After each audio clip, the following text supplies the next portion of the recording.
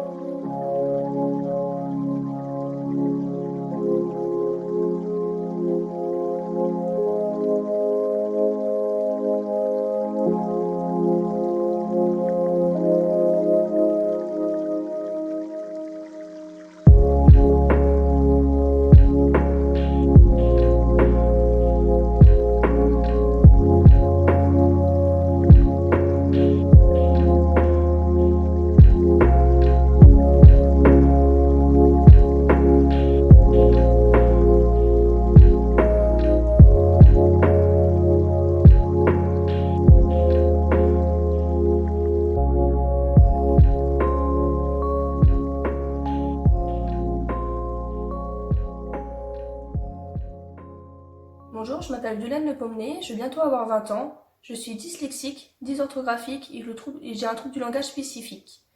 Ce qui me pousse à faire cette vidéo, c'est pour que les gens comme moi euh, voient qu'ils sont pas seuls, qu'il y a aussi d'autres personnes dans le même cas de figure et qu'il y aura toujours quelqu'un à leur écoute et pour les prouver aussi que c'est pas parce qu'ils ont des difficultés qu'ils n'arriveront à rien dans la vie.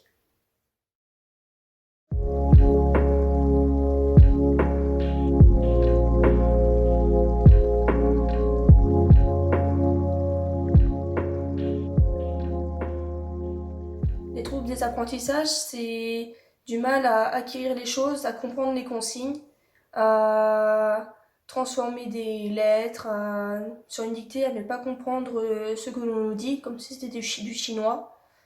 C'est comme pour les mathématiques, ne pas comprendre ce que c'est une équation du premier coup, alors que les personnes de la classe, eux, l'ont compris de la première fois et qu'on est déjà arrivé sur l'exercice 2, alors que j'ai même pas commencé à faire la première question de l'exercice 1.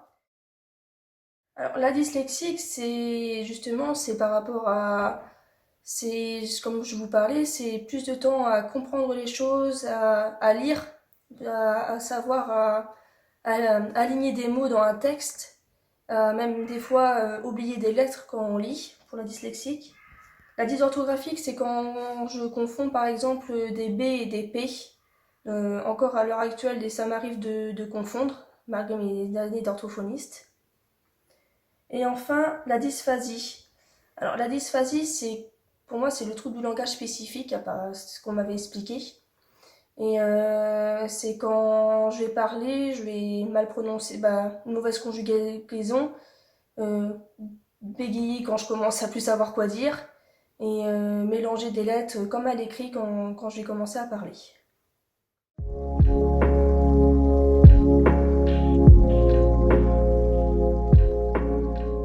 Alors, les origines, ça peut être d'après mes connaissances, ça peut être par des antécédents, mes parents sont dyslexiques, mes sœurs sont dyslexiques.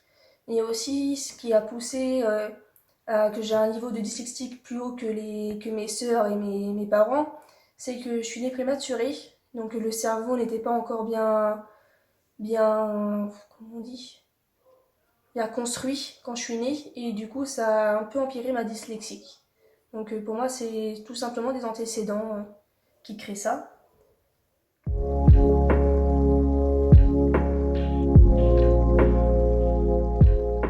Alors oui, ce qui a été difficile à gérer pour moi, c'était le regard des gens de mes camarades en primaire, quand il y avait des aides qui venaient me voir pour faire des cours spécifiques par rapport à ma dyslexique. Donc je devais quitter ma classe avec mes camarades alors qu'eux ils allaient faire des séances de sport et que je me retrouvais enfermée après pendant les récrés pour rattraper les devoirs. Sinon, c'est quand je suis arrivée au collège, on m'avait fourni un ordinateur pour pouvoir suivre les cours.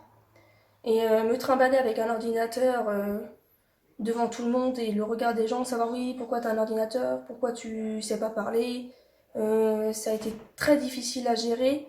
Après, du coup, ce que j'ai fait, c'est que j'ai pris mon mal en patience et je leur ai dit franco que j'étais dyslexique et que c'était le mieux pour moi pour apprendre. Et ça s'est très bien passé.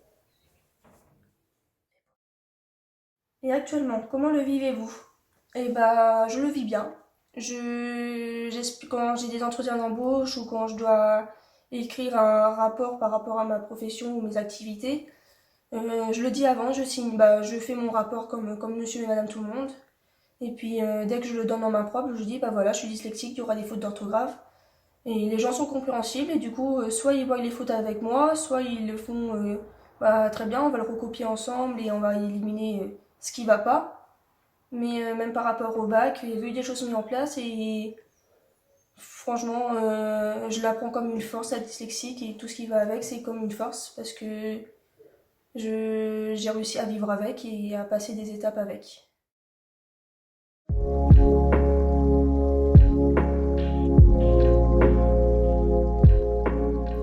C'est tout à fait normal de mal le prendre au départ quand on apprend que on est dyslexique ou que son enfant est dyslexique.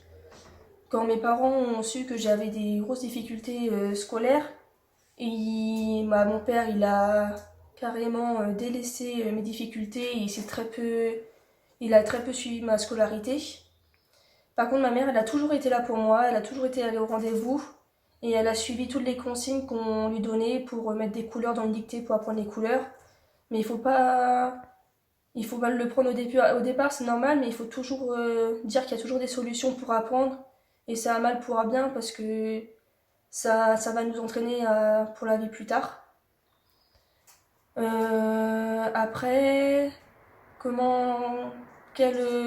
Après, chaque personne a son moyen de le vivre, mais il faut juste parler et après ça ira mieux.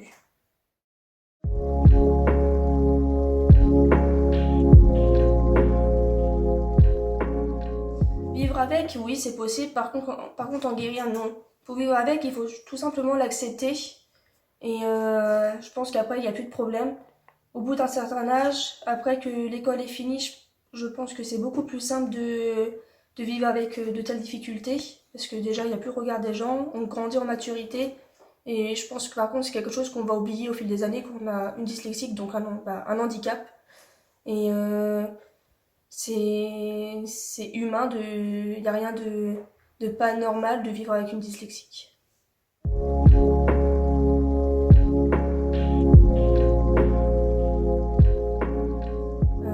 Oui, il y a toujours des mauvais regards, des personnes qui vont critiquer.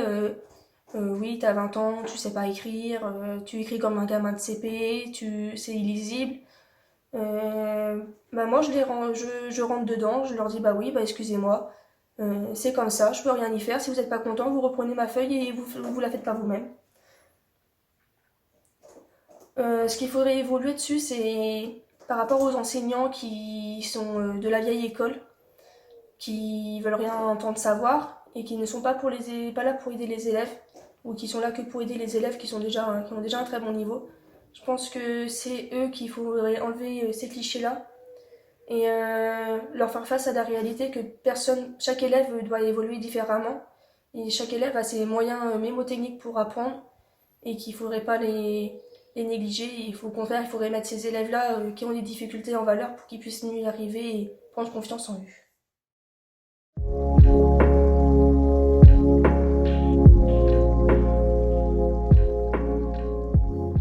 Oui, évidemment. Plus qu'on va en parler, plus que les personnes vont être au courant de ces difficultés-là, plus qu'il y aura des choses mises en place pour ces élèves, pour ces adultes qui en vivent mal. Et moins les personnes vont se sentir seules une fois que tout ça sera. Une fois que les personnes voient à la télé qu'il y a d'autres personnes dans cette circonstance-là, ils vont, ils vont prendre plus confiance en eux. Ils vont dire je suis pas seul, ils viennent d'arriver à leur but, pourquoi pas moi. Donc oui, pour moi c'est important de médiatiliser sur ce sujet et d'en parler de plus en plus.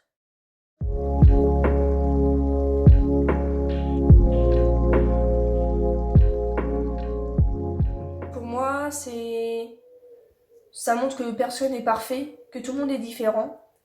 Et malgré ces différences, bah, on peut se faire des amis, on peut arriver à son but, on peut montrer aux gens ce que l'on vaut.